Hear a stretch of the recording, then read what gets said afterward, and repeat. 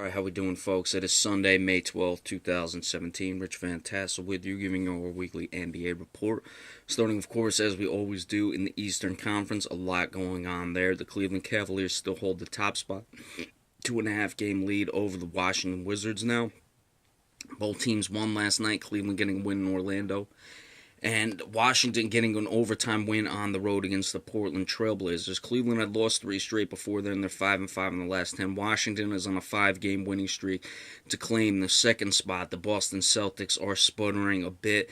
They are 40. Well, I shouldn't say a bit. The Boston Celtics are actually sputtering a lot. We'll get into the Celtics later. We'll do the Celtics report after their game today. They had really a pretty awful West Coast trip.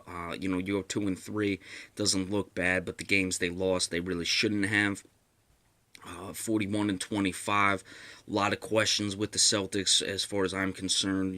Isaiah Thomas teams are clearly keying in on them, and they're not really having a counterpunch for that. The Toronto Raptors, 38-28. They're 6 back of Cleveland, 3 back behind the Celtics. Let's see who was able to hold on to that top spot. Atlanta is on a 3-game winning streak. They've been up and down a little bit all season at 37-29. Those are really the top 5 teams, are the class of the Eastern Conference, because then you start to really dip off. You have the Indiana Pacers 33-32, Detroit 33-33. Indiana is 4-6 in their last 10. They were, I believe, 29-22 at one point, so they're 4-10 overall altogether. The Detroit Pistons 33-33 on a 2-game winning streak, 7-3 in the last 10. Milwaukee, so we'll go 7-9 here. Milwaukee 32-33. They are on a 6-game winning streak, 7-3 in their last 10. While Atlanta and Indiana are in their minus, both Detroit and Milwaukee are in the plus, as well as the Miami Heat 32-34. They're now on a 4-game winning streak, 8-2 in their last 10.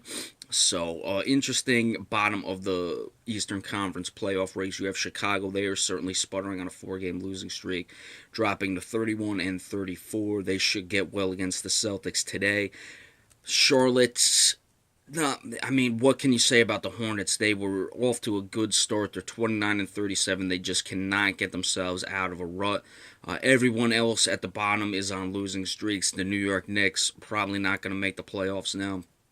Been a disappointing year for them. 26-40, 12-30 in their last 42. Not going to get the job done. Orlando 24-43. I was expecting a little more from the Orlando Magic as far as record-wise, but it looks like they'll be around 30 wins this season. I was expecting more in the 33-35 win range, if they even get to 30.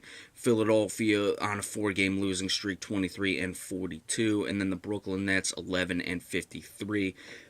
2-8 in their last 10. They finally ended that winning streak, but they have 18 games left.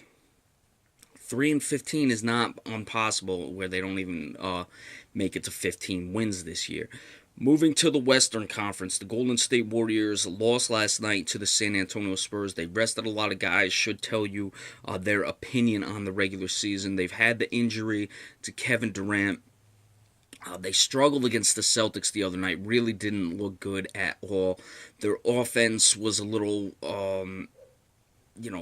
dull, I guess, for lack of a better term. They were missing some shots. The Spurs got the win last night. Of course, Kawhi Leonard didn't play. He's in concussion protocol. LaMarcus Aldridge has a heart problem. So really interesting to see what happens between those two teams, because, going into the playoffs, just having guys ready, I don't think they necessarily care about being 1 or 2, and they're essentially locked in, because Houston at 45-21 is 7 games back. It would take a real incredible effort by the Houston Rockets to overtake one of those two teams. Despite how well James Harden is playing, this should be at least a 55-win team that will require them going 10-6 the rest of the way. Certainly not impossible. Harden again, 28, just under 29 points per game, over 11 assists, 7, almost 8 rebounds.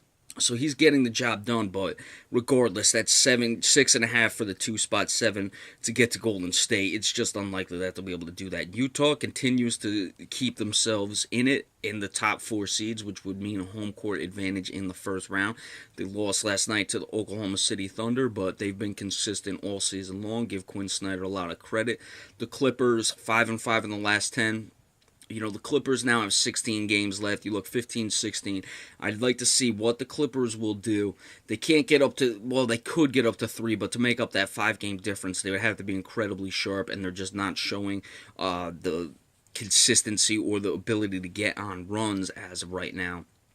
But with the Clippers, if they're going to make a deep playoff run this year, they've got to, 16 games left. I'd say you got to show at least an 11-5, show that they're ready to, have everything together. They've had some injuries, so that's what you got to look for with the Clippers. Oklahoma City, 37-29, 6-4 in their last 10. They're up to 6 because the Memphis Grizzlies have lost 5 straight.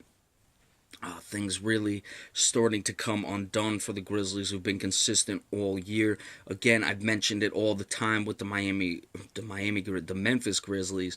I think they maxed out really where they were. Gasol's still putting up the numbers. Mike Conley's still putting up the numbers. Gasol over 20 points, Conley over 6 assists. They're a good professional team. They'll give any team fits in the playoffs who they play. But, that's actually interesting to see Memphis at 7. Most likely, if they can still move up because they're only 1 game back. But if they stay at 7 and play a team like Golden State, I think they could really make life difficult for Golden State. I think Golden State would win this series, obviously. But, if you have Kevin Durant coming back, you're trying to incorporate him in, you would have to at least beat the Memphis Grizzlies. They're not a team like the Nuggets who are in the 8th spot, but playing well. They pounded the Celtics the other night. But a team like the Memphis Grizzlies, they're not going to make mistakes. They're not going to beat themselves. And if you're incorporating Kevin Durant back into the swing of things, that'd be an interesting dynamic moving forward. Denver, as we said, 31-35. They've winners of 2 straight. Portland's trying to make that last push. They're 2 back. The Dallas Mavericks give Rick Carlisle a lot of credit for keeping these things together. 28-37 for Dallas, 28-36 for Portland. Minnesota got a nice win over the Golden State Warriors the other night. We talked about last week that tough loss they had to the Spurs last Saturday. They are 3.5 back. They lost last night to the Milwaukee Bucks. But Minnesota, a team I had right around 45 wins. I had this team really high up there. They lost a lot of tough games all season long. They're finally showing the ability to win. Karl Anthony Towns, over 24 points. Ricky Rubio putting together a quality season. Almost 9 assists. He's just shy of 10 points, but he's not really a scorer. Does put up 4 rebounds a game. Certainly everything is there for the Minnesota Timberwolves. It's just a shame that they're getting started as late as they did. They would need, with 17 left, 17 games at 27-38, you would have to expect them to try to go at least 12-5, would get them to 39 wins, would give them a shot. I don't know if they're capable of doing that. They're 6-4 in their last 10, so finally things have turned around. Altogether, I believe Minnesota, I'll try to check this right now. Minnesota got off to a really bad start. They've got to be well over 500 for the last 35 some odd games to see. They were down to 14-28, I believe was their lowest point, or 19-33, so 14 games under in that regard. If we go from 19-33, or we'll go 14-28, that was actually their lowest to where they are now. At 27-38, they're 13-10. So good, proficient, but to make that run to get to the playoffs, unlikely.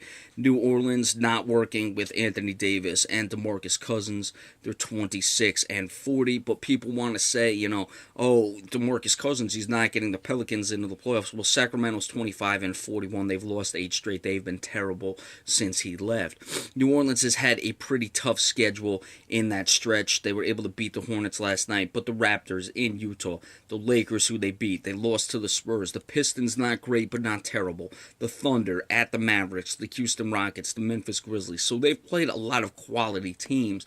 It was just tough for them to incorporate DeMarcus Cousins and win those games. I don't think DeMarcus Cousins is the reason this team isn't making a run. And look at what has happened in Sacramento since Cousins has left. So let's not put things on DeMarcus Cousins in that regard. Sacramento done really after Minnesota, who's 3.5 back, and I'd say Dallas is probably the last team who has a shot of making the playoffs or getting that 8th spot. Of course, if Memphis isn't careful, they could drop that spot. But at 36 and 30 with 16 left, you would expect them to at least go 7 and 9 to get to 43 wins. Going to make it almost impossible for any of those teams outside of the race to take them. Phoenix 22 and 44. They've played well. They got a big win over the Celtics last Sunday. Celtics should be disgusted with themselves for that performance in that game. And the Lakers at 20 and 45. They were able to get a win last night that snapped a losing streak for them. All right, your power rankings quickly. Got to give San Antonio Spurs the top spot. Golden State, even on a 3-game losing streak, still number 2. Going to give the Washington Wizards the number 3 spot. Only 2.5 back of the Cleveland Cavaliers, winners of 5 straight. Despite Cleveland's win last night, you can't really put them over or put them above the Washington Wizards because they've been sporadic of late. We'll give them the number 4 spot, or Houston number 4, and then the Cleveland Cavaliers number 5.